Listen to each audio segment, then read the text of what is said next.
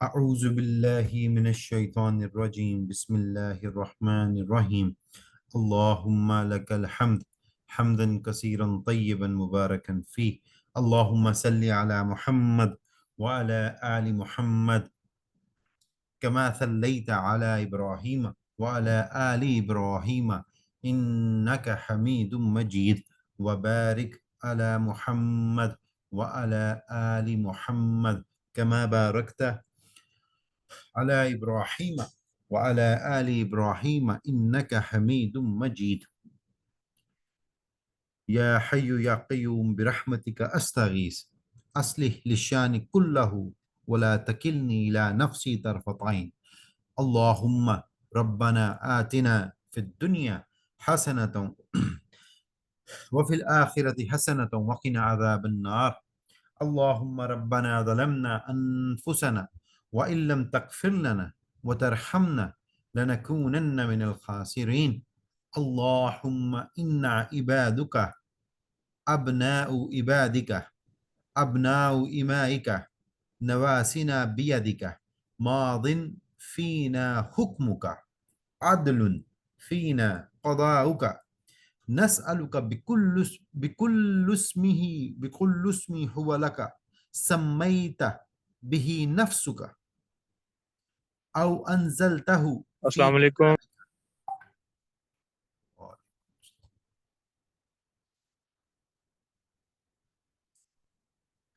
أو علمته أحدا من خلقك أو استأثرت به في علم الغيب عندك أن تجعل القرآن ربيع قلوبنا ونور صدورنا وجلاء أحزاننا وذهاب همومنا آمين يا رب العالمين. آواز آ رہی؟ جی آ رہی ہے.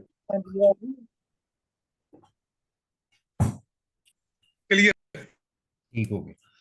اچھا، تو آج کی جو آیات ہیں، یہ جو ہمارے سامنے آیت ہے، آیت نمبر 180، یہ اتنی خوبصورت آیت ہے کہ اگر اس کے اوپر بندہ جتنی بات کر لے، یہ جو میں نے ابھی خاص دعا پڑھی وہ اسی آیت کی وجہ سے پڑھی. مطلب یہ بڑی خوبصورت دعا ہے جو رسول اللہ صلی اللہ علیہ وسلم نے پڑھی. یہ میں آپ کے ساتھ شیئر بھی کر دوں گا، میں آپ کو اس کا بھی اردو ترجمہ بھی سناتا ہوں. لیکن یہ بڑی خوبصورت دعا ہے جو کہ اس آیت کے اوپر ہے. ہم پڑھتے ہیں اور کوشش کرتے ہیں کہ یہ ہمارے لیے ایک ریویژن ہے، اسپیشلی یہ آیت. اور ہمیں جو انسان کے اندر کچھ چیزیں ہوتی ہیں وہ دب جاتی ہیں وقت کے ساتھ، پھر قرآن کے ذریعے وہ ریفریشر ہوتا ہے اور وہ چیزیں پھر دوبارہ یاد آ جاتی ہیں.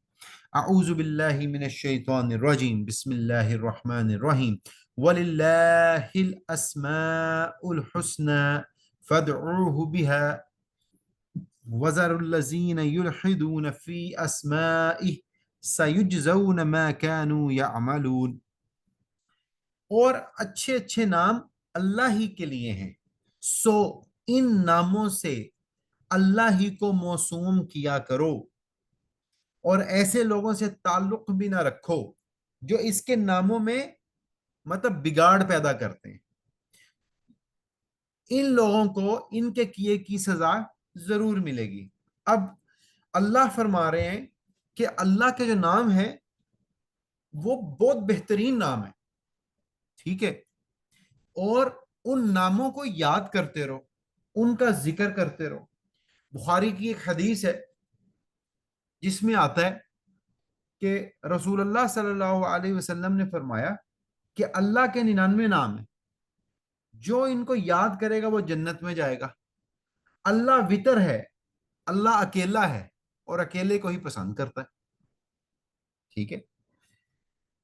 پھر آپ یہ دیکھیں کہ اب یہ بات ہے وَلِلَّهِ الْأَسْمَاءُ الْحُسْنَى فَادْعُوهُ بِهَا، کہ اللہ کے نام ہیں ان کو یاد کرو. مطلب ان کو یاد کرنے کا مطلب کیا ہے؟ جو میں نے آپ کے سامنے دعا بھی پڑھی تھی شروع میں، رسول اللہ صلی اللہ علیہ وسلم اس دعا کا کہتے ہوتے تھے پڑھنے کو. اور اس کے بارے میں احادیث میں آتا ہے کہ اصحاب نے کہا کہ یا رسول اللہ، کیا ہم یہ جو دعا ہے اگر ہم اس کو یاد کر لیں تو آپ نے فرمایا کہ ہاں، اگر تمہیں موقع ملے تو اس کو ضرور یاد کرو۔ وہ دعا کیا ہے، اس کا ترجمہ میں آپ کو بتاتا ہوں، دعا تو ہم نے شروع میں پڑھ لی ہے کہ اے اللہ، بے شک ہم تیرے بندے ہیں، تیرے بندوں کے بیٹے ہیں، تیری لونڈیوں کے بیٹے ہیں، ہماری پریشانی تیرے ہاتھ میں ہے، ہمارے بارے میں تیرا حکم جاری ہے، اور ہم پر تیرا فیصلہ انصاف پر مبنی ہے۔ ہم تجھ سے تیرے ہر اس نام کے وسیلے سے دعا کرتے ہیں جو تیرا ہے، جس نام سے تو نے خود کو پکارا، یا اپنی کتاب میں نازل فرمایا، یا اپنی مخلوق میں سے کسی کو سکھایا، یا اپنے پاس علم غیب میں خاص رکھا، کہ تو قرآن مجید کو ہمارے دلوں کی بہار، ہمارے سینوں کا نور، ہمارے غموں کا مداوا، ہماری فکروں، ہماری پریشانیوں کو دور کرنے والا بنا دے۔ نہایت خوبصورت دعا ہے۔ اب آپ دیکھیں کہ اس دعا کے شروع میں ایک شخص، ایک مومن، ایک عاجز بندہ، ایک اللہ کا غلام اللہ کو یہ بتاتا ہے کہ اللہ، ہم تیرے بندے ہیں، مسکین بندے ہیں، اور جو تیرا حکم ہے وہی چلنا ہے، جو تو نے ہمارے اوپر جاری کر دیا نا وہی ہونا ہے۔ پھر وہ مسکین بندہ اللہ کو اللہ کے نام کے وسیلے دیتا ہے، اور پھر وہ مسکین بندہ یہ کہتا ہے کہ اللہ، اس قرآن کو ہمارے لیے بہار کر دے، ہمارے دلوں کا نور کر دے، ہمارے لیے بخشش کا ذریعہ بنا دے، ہماری مشکلات آسان کرنے کا ذریعہ بنا دے۔ تو آپ یہاں سے دیکھیں کہ یہ دعا کتنی خوبصورت دعا ہے۔ اب اللہ کا جو نام ہے، اس کا ذکر کیوں ضروری ہے؟ ایک عام آدمی ہے بالفرض، وہ سوچتا ہے کہ اللہ کے نام کا ذکر کیوں ضروری ہے، یہ آیت اتنی اہم کیوں ہے کہ اللہ کے نام کا ذکر ضروری ہے؟ یہ کیوں ضروری ہے؟ دیکھیں، ایک مومن کی زندگی اسی کے ارد گرد گھومتی ہے۔ وہ کیا ہے؟ اگر ایک مومن نے توبہ کرنی ہے تو وہ کیا کہتا ہے؟ استغفر اللہ، اللہ کا نام لیتا ہے، ٹھیک ہے؟ کیا کہتا ہے؟ استغفر اللہ ربی من کل ذنب اذنبتہ واتوب الیہ، ٹھیک ہے؟ ایک مومن نے اللہ کی حمد بیان کرنی ہے اپنے اب for the sake of own benefit, اور اپنے انٹرسٹ کے لیے، تو وہ کیا کہتا ہے؟ سبحان اللہ، اللہ اکبر، الحمد للہ، سبحان اللہ وبحمدہ، سبحان اللہ العظیم، سبحان اللہ وبحمدہ عدد خلقہ ورضا نفسہ وزینۃ عرشہ ومداد کلمتہ۔ وہ اللہ کی حمد بیان کرتا ہے، کس کے لیے؟ اپنے فائدے کے لیے، ٹھیک ہے؟ پھر اس کے علاوہ اگر اس نے اللہ کا شکر ادا کرنا ہے، پھر بھی اس نے اللہ کا نام ہی لینا ہے۔ تو غرض کہنے کا یہ ہے کہ ایک مومن کی جو زندگی ہے، صبح سے شام تک 24 گھنٹہ ایک آپ نکالیں، اپنی زندگی اس میں ڈرائیو کریں۔ صبح اٹھتے ہیں، کیا کہتے ہیں؟ الحمد للہ الذی احیانا بعدما امتنا والیہ النشور، اللہ کی حمد بیان کرتے ہیں، اللہ کا شکر ادا کرتے ہیں، اللہ کی تعریف کرتے ہیں۔ اس کے بعد وضو کرتے ہیں، وضو کے بعد بھی اشہد اللہ پڑھتے ہیں، وضو شروع بھی بسم اللہ سے کرتے ہیں، اس کے بعد نماز پڑھتے ہیں، اللہ کی حمد بیان کرتے ہیں، اللہ کی تعریف بیان کرتے ہیں، پھر اپنے لیے بخشش مانگتے ہیں، پھر اللہ کی حمد بیان کرتے ہیں، پھر سجدے میں جاتے ہیں، پھر اپنے لیے بخشش مانگتے ہیں، پھر سجدوں کے درمیان پھر ہم اپنے لیے عافیت اور بخشش مانگتے ہیں، پھر سجدوں سے اٹھتے ہیں، پھر درود و سلام کرتے ہیں، اور پھر اینڈ پر جا کر دوبارہ اپنے لیے بخشش مانگتے ہیں، اپنے لیے چیزیں مانگتے ہیں۔ ایک مومن کی زندگی اس طرح شروع ہوتی ہے۔ پھر وہ کھانا کھاتا ہے، دائیں ہاتھ سے کھاتا ہے، وہ باتھ روم جاتا ہے، اللہ کا نام لیتا ہے، وہ باہر نکلتا ہے، پھر اللہ کا نام لیتا ہے، وہ گھر سے نکلتا ہے، وہ اللہ کا نام لیتا ہے، ٹھیک ہے؟ وہ اپنے زندگی کے جتنے معاملات ہیں وہ اسلام کے دائرے میں رہتے ہوئے اس کو کمپلائی کرنے کی کوشش کرتا ہے۔ ظہر پڑھتا ہے، پھر عصر پڑھتا ہے، پھر مغرب پڑھتا ہے، پھر عشاء پڑھتا ہے، پھر گھر آتا ہے، حقوق اللہ بھی کرتے ہیں، حقوق العباد بھی کرتے ہیں۔ تو ایک جو مومن ہے اس کی زندگی، دن کی روٹین، زندگی گزارنے کا طریقہ، ذریعہ معاش کمانے کا طریقہ، وہ سب کیا ہے؟ اسلام ہے۔ تو کہنے کا مطلب یہ ہے کہ یہ آیت اس لیے اتنی اہم ہے کہ یہ خالی سبحان اللہ کہنے سے مکمل نہیں ہوتی۔ یہ آیت تب مکمل ہوگی جب میں اور آپ اپنی زندگیوں کو دائرہ اسلام کے مطابق گزاریں گے،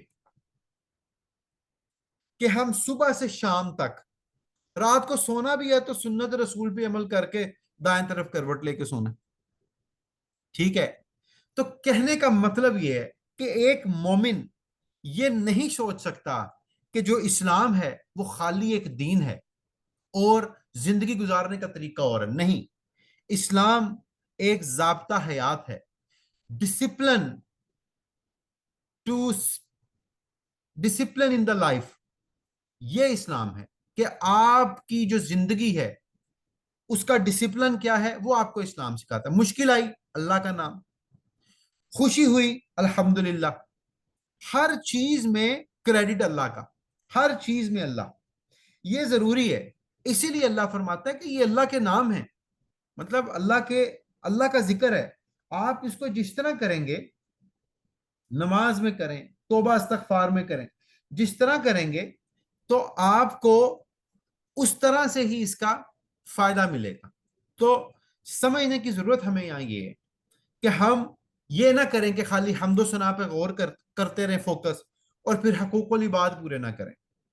ہم حمد و ثنا کرتے رہیں، نمازیں پڑھتے رہیں، لیکن اپنے کاروباروں میں، اپنی کمٹمنٹس میں کیا کریں؟ ڈنڈی ماریں۔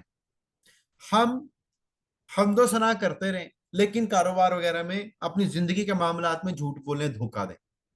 دوسری طرف ہم ایسا بھی نہ کریں کہ ہم دنیا کے معاملات میں بہت اچھے ہو جائیں لیکن حقوق اللہ پورے نہ کریں، مطلب ہم ایسا بھی نہ کریں۔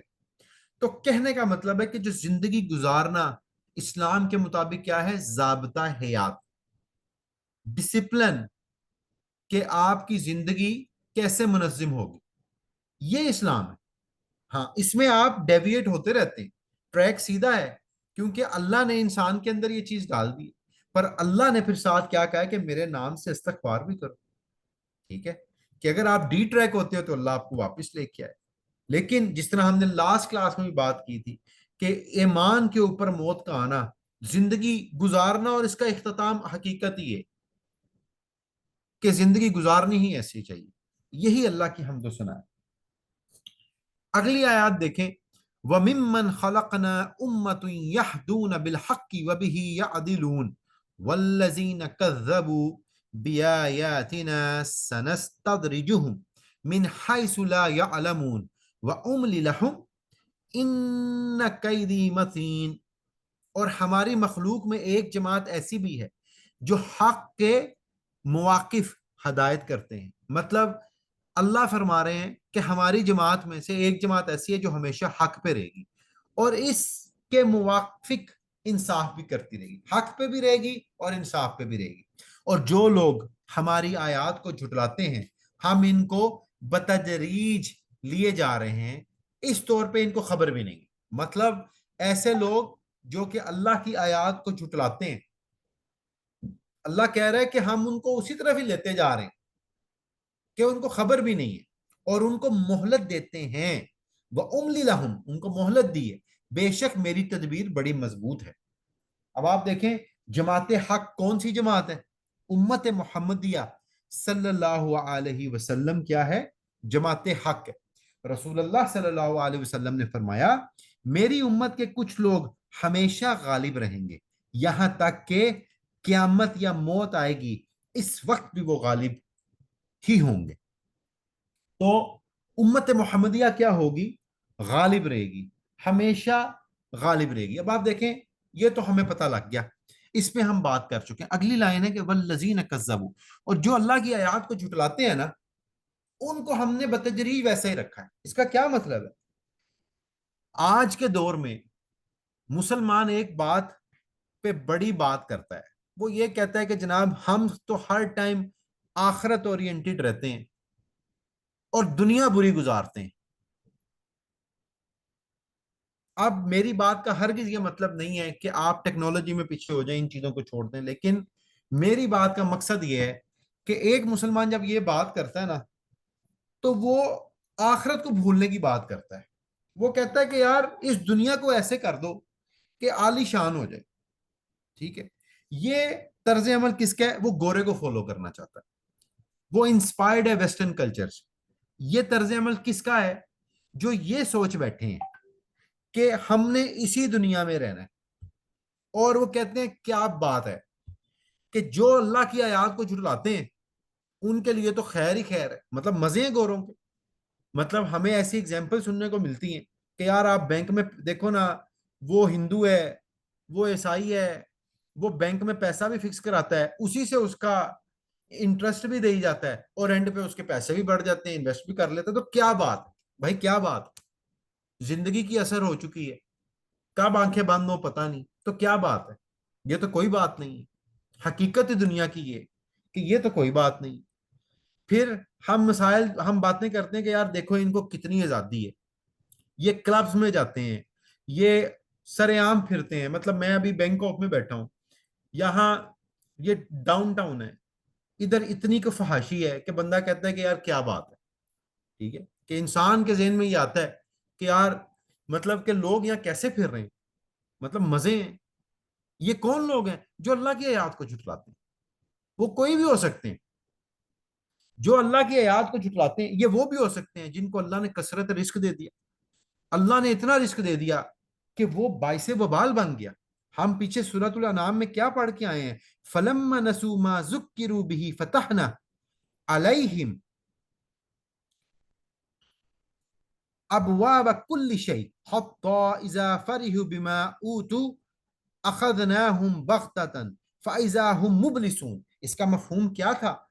پھر جب وہ لوگ ان چیزوں کو بھولے رہے جن کو ان کی نصیحت کی جاتی تھی تو ہم نے ان پر ہر چیز کے دروازے کشادہ کر دیے. مطلب اللہ کی نصیحت جو بھول گیا ہم نے ان کے لیے سارے دروازے کشادہ کر دیے، یہاں تک کہ جب ان چیزوں پر جو کہ ان کو ملی تھیں وہ خوب اتر گئے اور وہ مطلب خوش ہو گئے. لیکن پھر کیا ہوا؟ اینڈ پہ وہ مایوس ہوئے.